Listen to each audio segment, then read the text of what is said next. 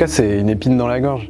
Tu sais, c'est le truc qui te gratte un peu, qui te démange. Parfois un peu club, souvent très percussif, très électronique, et avec quasiment toujours un côté musique trad, musique folklorique, mais amené, j'espère, avec un petit peu de finesse, et pas juste collé par-dessus un beat électronique un peu cliché. Bonjour, je m'appelle Amine Métani, et je fais partie des fondateurs du label Chouka. Chouka, c'est plein de choses. On l'a créé au départ parce qu'on voulait documenter un rituel de possession nord-africain en Tunisie. Très vite, on s'est intéressé à tous les artistes qui utilisent des patrimoines traditionnels et les réutilisent, les digèrent pour les mettre dans leur musique, pas juste en faisant des calques, des superpositions, mais vraiment en le mettant dans l'ADN de la musique. C'est un petit peu de l'orientalisme inversé. Nous, on a grandi pour la plupart en Tunisie, puis certains dans d'autres pays méditerranéens.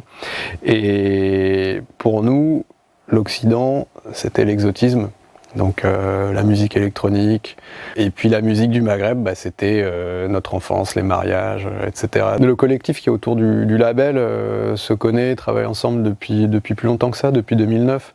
À l'époque, c'était vraiment un lieu, en fait. On était à Dessines, dans la banlieue de Lyon, on avait une coloc, et on avait fait un studio d'enregistrement, on avait un labo photo, enfin c'était vraiment pluridisciplinaire. Il y a Dina Abdelwahed, qui n'est pas vraiment dans le label, mais qui est dans la famille. Dina, je bossais avec elle il y a à peu près 10 ans. En tête d'affiche, on a Arrête à mon amour. C'est Wided et Khalil. Khalil, c'est une personne avec qui je travaille beaucoup sur le label, qui travaille avec Wided depuis le départ sur ce projet qui se réapproprie le patrimoine marocain de la Haïta.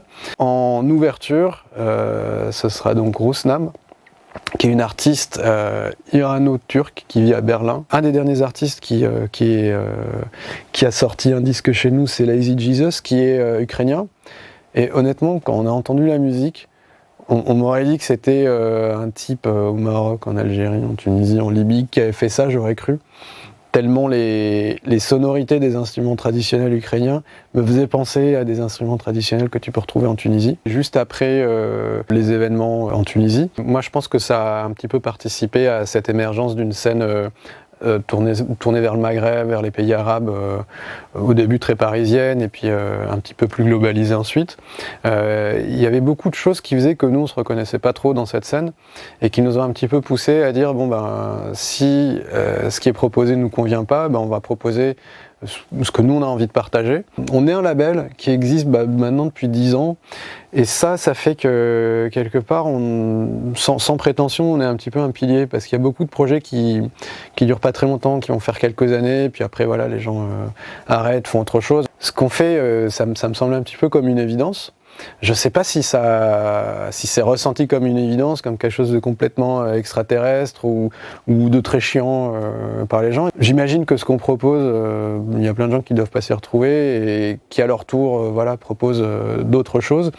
Alors c'est vrai que j'ai déjà eu des réactions, je sais pas, par exemple de musicologues qui vont te dire oui mais ça dénature le patrimoine, etc. Oui mais bon, c'est l'histoire de la musique.